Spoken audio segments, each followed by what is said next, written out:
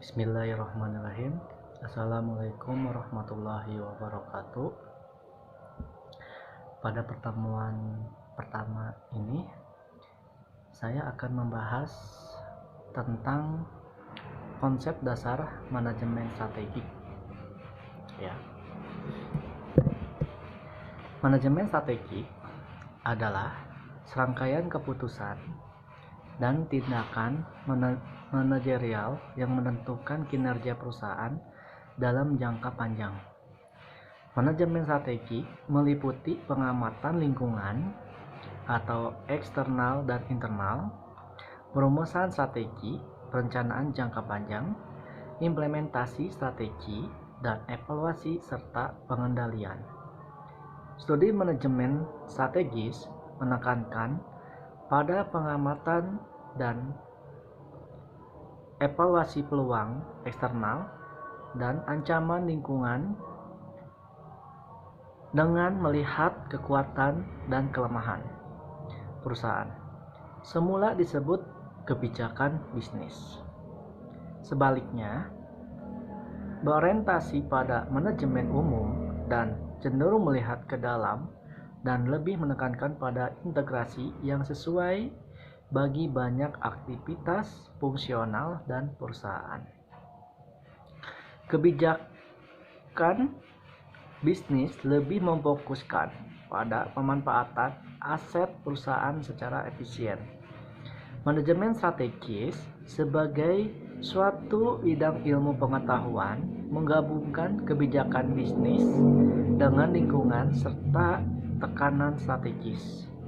Oleh karena itu, istilah manajemen strategis biasanya menggantikan istilah kebijakan bisnis sebagai suatu nama bidang ilmu.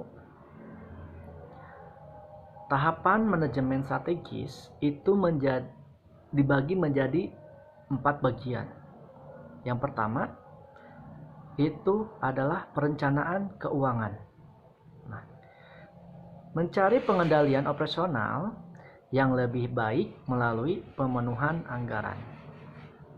Setiap perusahaan itu harus memiliki yang namanya perencanaan keuangan dasar. Karena kenapa?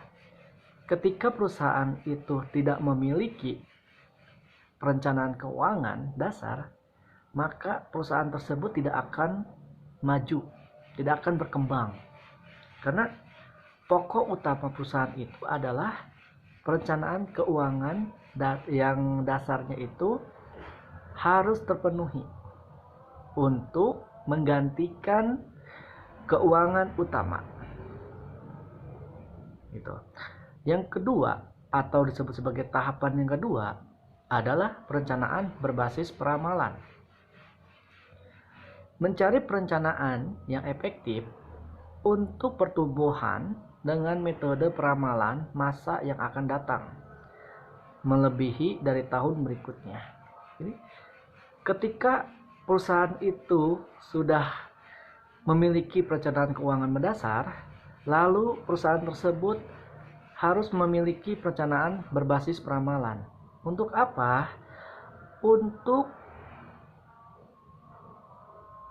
mengetahui pertumbuhan dari masa yang akan datang dari tahun berikutnya. Karena kalau tidak memiliki perencanaan berbasis ramalan, maka target-target yang akan digunakan oleh perusahaan itu tidak tepat, ya, karena perusahaan itu harus memiliki yang namanya perencanaan berbasis peramalan. Yang ketiga atau tahapan yang ketiga adalah perencanaan berorientasi keluar atau perencanaan strategis. Mencari cara untuk meningkatkan respon terhadap pasar dan persaingan dengan mencoba berpikir secara strategis. Karena perusahaan itu dalam tahapan ketiga ini itu memiliki orientasi, ya, berorientasikan kepada perencanaan strategis. Itu. Untuk apa? Untuk meningkatkan respon terhadap pasar. Kalau perusahaan itu tidak respon terhadap pasar, maka perusahaan tersebut akan mengalami kemunduran, akan mengalami kelemahan, karena dia tidak update dengan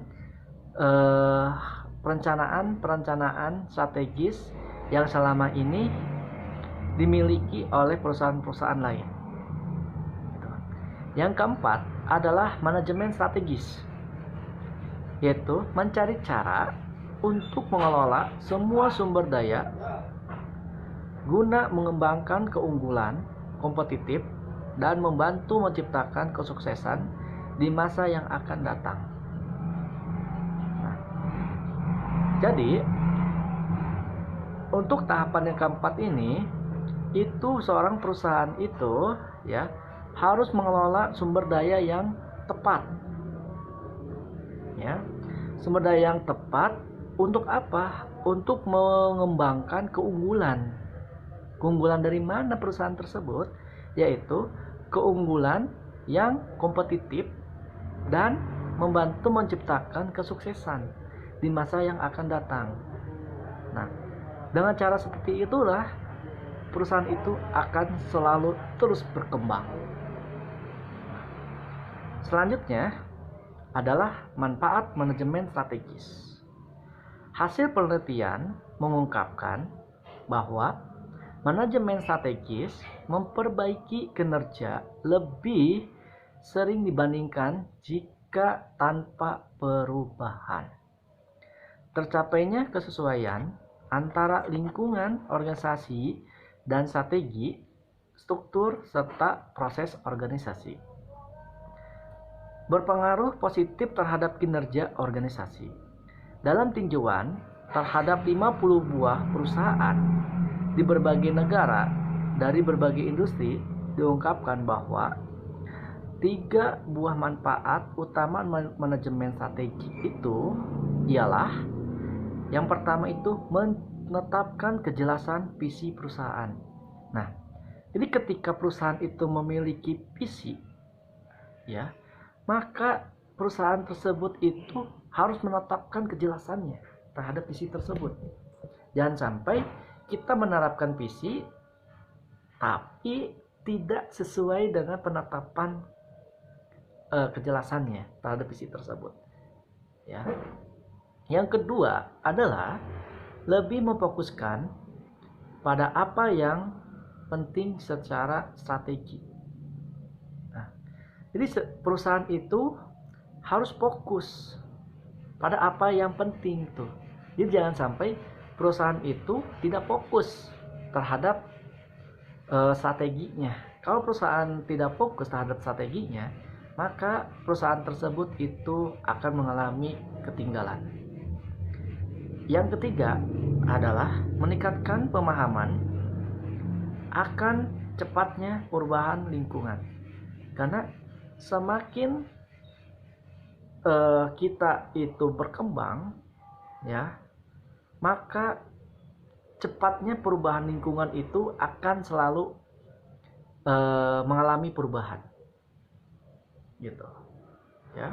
Maka kita sebagai perusahaan, ya, itu harus meningkatkan pemahamannya. Dan untuk apa? Untuk mempercepat perubahan lingkungan. Selanjutnya adalah globalisasi atau suatu tantangan manajemen strategis. Apa aja nih tantangannya? Yang pertama itu adalah pembentukan organisasi pembelajaran. Apa itu pembentukan organisasi pembelajaran? Yaitu suatu strategi di mana strategi itu memiliki komitmen jangka panjang untuk perkembangan dan pemilihan sumber daya kritis. Hal tersebut juga menuntut perusahaan untuk menjadi organisasi pembelajaran, suatu organisasi cekatan dalam menciptakan, mendapatkan, dan menyebarluaskan pengetahuan dan dalam memodifikasi perilaku sebagai refleksi dari pengetahuan, dan dalam organisasi pembelajaran menguasai 4 aktivitas seperti 1. Pemecahan masalah secara sistematis.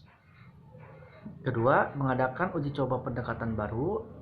Yang ketiga, belajar dari pengalaman mereka sendiri dan dari sejarah masa lalu dan juga dari pengalaman organisasi lain. Yang keempat, menyebarkan pengetahuan dengan cepat dan efisien dalam organisasi. Nah, elemen apa aja nih yang harus dimiliki oleh seorang perusahaan?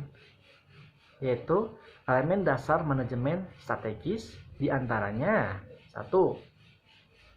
Komponen dasar proses manajemen strategi. Itu yang perlu dilakukan oleh perusahaan itu. Yang pertama itu adalah pengamatan lingkungan. Nah, perusahaan itu harus mengetahui lingkungannya. Jangan sampai lingkungan itu akan mengakibatkan pencemaran lingkungan. Nah, kalau udah pencemaran lingkungan, itu malah yang ada para makhluk hidup di muka bumi ini akan musnah karena pencemaran limbah dari perusahaan tersebut. Itu. Maka perusahaan tersebut itu harus mengetahui, ya, harus dalam hal pengamatan lingkungan. Yang kedua adalah perumusan strategi. Nah, setiap perusahaan itu, ya, harus memiliki perumusan strateginya. Itu. Untuk apa? Untuk mengetahui apa sih yang menjadi penghambat dalam perusahaan tersebut ini apa. Itu harus dikaji dengan cara perumusan strateginya. Yang ketiga adalah implementasi strategi. Apa sih implementasi strategi? Ya, implementasi strategi ini, ya, itu harus dimiliki oleh perusahaan tersebut, ya. Nah, sesudah diimplementasi, baru perusahaan tersebut itu melakukan yang namanya evaluasi dan pengendalian strategi. Jadi dari apa yang telah dilakukan, dari hasil pengamatan, dari hasil perumusan, dari hasil implementasi, maka perusahaan tersebutlah harus menerapkan yang namanya evaluasi. Ya. Mungkin hanya itu yang saya sampaikan. Mohon maaf bila ada kesalahan. Wassalamualaikum warahmatullahi wabarakatuh.